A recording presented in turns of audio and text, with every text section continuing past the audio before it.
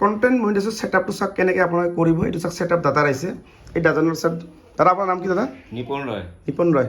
আৰু আপুনি ফেচবুকত কাম কৰি কিমান দিন হ'ল দাদা?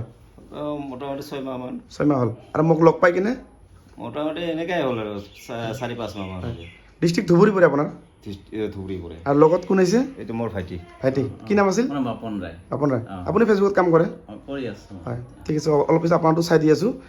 আৰু এই দাদাৰ মানে কণ্টেণ্ট মনিটাইজ মানে এইখন মানে পাই গ'ল, মানে এইখন লাইচেঞ্চ হ'ল। মানে লাইচেঞ্চখন কেনেকৈ ছেটআপ কৰিম তো সেইটো বস্তু মই আজি দেখাৰ কাৰণে আপোনাক দেখাই দিছোঁ। যিসকলে কণ্টেণ্ট মনিটাইজ ছেটআপটো আহিছে তো আপোনালোকে কেনেকৈ কৰিব লাগে এই বস্তুটো আপোনাক ভালদৰে মই দেখাই দিছোঁ। এতিয়া চাওক, এতিয়া চাওক ছেটআপটো কৰাৰ আগতে আপোনালোকে এই বস্তু কিছুমান লক্ষ্য ৰাখিব লাগিব। চাওক আপোনালোকে যেতিয়া ছেটআপ এটা কৰিব, ক'ত কি কৰিব লাগে এই বস্তুটো আপোনাক দেখাই দিছোঁ। আপোনালোকে যদি এইবিলাক নকৰে তো আপোনাক কপিৰাইট লাগিব, ইছ্যু লাগিব, ডাঙৰ প্ৰব্লেম হ'ব পাৰে।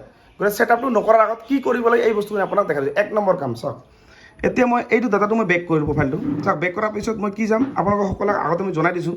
এই ছেটিংছত যাব, এই ওপৰত ছেটিংছ যাব, তাৰপিছত যাব ক'ত যাব আপুনি ছাপৰ্টত যাব। এইটো ছাপৰ্ট, এইটো ছাপৰ্টত গ'ল।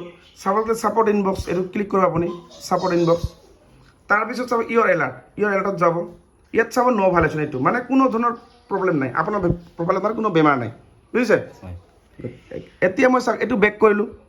বেক কৰাৰ পিছত আৰু আপোনাৰ ইছ্যু যদি লাগে, ক'ত লাগিব মই আপোনাক ভাল দিছোঁ। চাওক এইটো আপোনাৰ প্ৰফাইলত যাব এনেকৈ, তাৰপিছত প্ৰফেশ্যনেল ডেছবৰ্ডত এনেকৈ যাব, ঠিক আছে?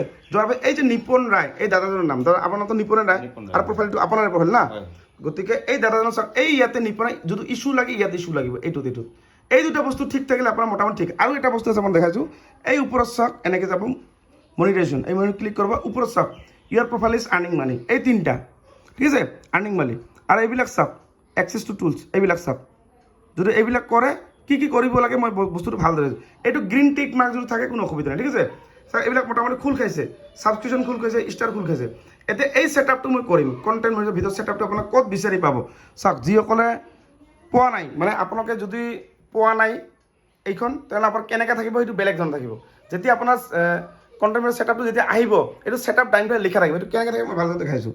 এতিয়া বেক কৰিব। এতিয়া যিসকলৰ কণ্টেণ্ট ছেটআপটো পায় আপোনালোকে ইয়াত যাব, প্ৰফেশ্যনেল ডেছবৰ্ডত যাব, গৈ তাৰমানে এনেকৈ তলত যাব। তলত গৈ এইটো চাওক, তলত ছেটআপ, এই চাওক কণ্টেণ্ট ছেটআপ। এই ছেটআপটো এতিয়া মই কেনেকৈ কৰিম চাওক, এই ছেটআপত মই ক্লিক কৰিম এনেকৈ, আপুনি চাই ল'ব, ঠিক আছে? ছেটআপটো মই কেনেকৈ কৰিছোঁ আপুনি চাই ল'ব। এইটো ছেটআপটো এনেকৈ আহিল, এতিয়া চাইন আপ কৰিম। চাওক এনেকৈ গ'ল ঘূৰি আছে, দেখিলে? চাওক অকণমান টাইম ল'ব, কয় ছেকেণ্ড 10 ছেকেণ্ড মান টাইম ল'ব। এইটো হোৱাৰ পিছত ছেটআপটো কিছুমান ডাইৰেক্ট মানে বহুত ধৰণৰ ছেটআপ হয়, সেইটো হৈ গ'ল না। এতিয়া মই কি কৰিম ৰিফ্ৰেছ কৰিম এনেকৈ। চাওক ৰিফ্ৰেছ কৰিলোঁ। ৰিফ্ৰেছটো কেনেকৈ কৰে, এই এনেকৈ মই টানি দিম, স্ক্ৰীনত টানি দিম, ৰিফ্ৰেছ হৈ গ'ল। এতিয়া চাওক ছেটআপটো চাওক হৈ গ'ল। চাওক এতিয়া এনেকৈ হ'ল, ছেটআপটো অপশ্যনটো নাইকিয়া হ'ল, দেখা পালে? ছেটআপৰ অপশ্যন নাইকিয়া হৈ গ'ল না, ঠিক আছে? এতিয়া এই তলতে মই ক্লিক কৰিম। এতিয়া চাওক ছেটআপখন এই যে পাই গ'ল, চাওক এইখন এতিয়া আৰ্নিং। ইয়াতে আপুনি এইখন চাৰ্টিফিকেটৰ পৰা চাওক কিন্তু গানৰ লাইচেঞ্চ আপুনি পোৱা নাই, দেখা পাইছে? ইয়াত চাওক ইনভাইটেড মিউজিক লাইচেঞ্চ নাই পোৱা, কিন্তু আপুনি গান ইউজ কৰিব নোৱাৰিব। যদি গান ইউজ কৰে তেতিয়াহ'লে আপোনাৰ কি হ'ব, আপোনাৰ কপিৰাইট ইছ্যু লাগিব, বুজিছে? তো কথাখিনি ভালদৰে বুজি পালে। আৰু কেনেকুৱা লাগিলে আমাৰ ঘৰত দাদা? একদম বঢ়িয়া লাগিছে। আপোনাকতো ভিডিঅ' চায়েই থাকোঁ, হ্যাঁ। আৰ মানে লগ পোৱা নাই ইমান দিন, আজি একদম আপোনাৰ ঘৰত আহি মানে লগ পালোঁ, মানে খুব ভাল লাগিছে আৰু কি। থেংক ইউ, বহুত ভাল লাগিল। আৰু এই দাদাজনে মোৰ চেনেলটো ছাবস্ক্ৰাইব কৰিছে, যোৱাকালি ছাবস্ক্ৰাইব কৰিছিল দাদা আপুনি নেকি? হয়। আৰু দাদাজনে মোৰ চেনেলটো ছাবস্ক্ৰাইব কৰিছে। আৰু যিসকলে ছাবস্ক্ৰাইব যদি কৰিব বিচাৰে আপোনাৰ ছাবস্ক্ৰাইব কৰিব পাৰে। ছাবস্ক্ৰাইব এটা বেনিফিট পাব, কি বেনিফিট? আপোনাৰ প্ৰফাইলটো লাইফ টাইমলৈকে মই চেক কৰিম আৰু আপোনাক হোৱাটছআপ নাম্বাৰ দিয়া হ'ব যদি মোৰ চেনেলটো আপোনালোকে ছাবস্ক্ৰাইব কৰে। ছাপ'জ আজি আপোনাৰ বেমাৰ হ'ল, ভৱিষ্যত আৰু আপোনাৰ বেমাৰ হ'ব পাৰে, কিবা এটা প্ৰব্লেম এনেকৈ আহিবই। ফেচবুক কৰা মানে আপোনাৰ ইছ্যু কপিৰাইট বহুত ধৰণৰ আহিব। যদি আপুনি সেইবোৰ যদি তাৰপৰা যদি বাচিব বিচাৰে তেনেহ'লে মোৰ চেনেলটো ছাবস্ক্ৰাইব কৰিব। আৰু আপোনাক মোৰ মোবাইল নাম্বাৰটো আপোনাৰ ইনবক্সত মই দিম। আৰু যিকোনো প্ৰব্লেম লাইফ টাইম যেতিয়ালৈকে আপোনাৰ ছাবস্ক্ৰাইব থাকিব তেতিয়ালৈকে আপোনালোকে মোৰ পৰা এই ফেচিলিটিখিনি পাই যাব, ঠিক আছে দাদা?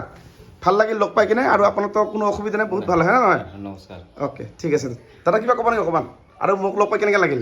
ভাল লাগিল, বহুত দিনৰ পৰা এনে মোবাইলতে চাই থাকোঁ, হয়, এনে ফ'ল' কৰিছোঁ। চবকে কওঁ আপোনাৰ কথা, কিবা প্ৰব্লেম থাকিলে এই অপূৰ্বনাথ দাদাৰ লগত হেৰি কৰিব, অলপ যোগাযোগ কৰিব, ঠিক কৰি দিব চবৰ। অ'কে, ভাল লাগিল মোটামুটি আহি। Okay, thank U. অ'কে, ঠিক আছে। আৰু আপোনালোকে সকলোৱে ভিডিঅ'টো যিমান পাৰে ইমান শ্বেয়াৰ কৰিব, কাৰণ কি ইয়াত চাওক মই আপোনাক আজি এই ভিডিঅ'টোৰ জৰিয়তে আপোনাৰ প্ৰফাইলটো কেনেকৈ ভাল থাকিব লাগে, হয় না? আপুনিতো গমেই পাল ক'ত কেনেকৈ ছাপৰ্ট চাব লাগিব। এই তিনিটা বস্তু মই যিটো বস্তু দেখাই দিলোঁ যে এই তিনিটা বস্তু আপোনাক ডেইলি চেক কৰিব লাগে, বুজিছে? আৰু আপোনালোকে সকলোৱে এই তিনিটা বস্তু ডেইলি চেক কৰিব। আৰু যিসকলৰ কণ্টেণ্ট ছেটআপটো আহিছে মই যেনেকৈ কৰিলোঁ আপোনালোকে এনেকৈ কৰিব। আৰু ভিডিঅ'টো বেছি দীঘলীয়া নকৰোঁ, আপোনালোকে যিমান পাৰে ইমান ভিডিঅ'টো শ্বেয়াৰ কৰি আপোনাৰ প্ৰফাইলত ৰাখি দিব। তাৰ আজিৰ কাৰণে আৰু বাই বাই।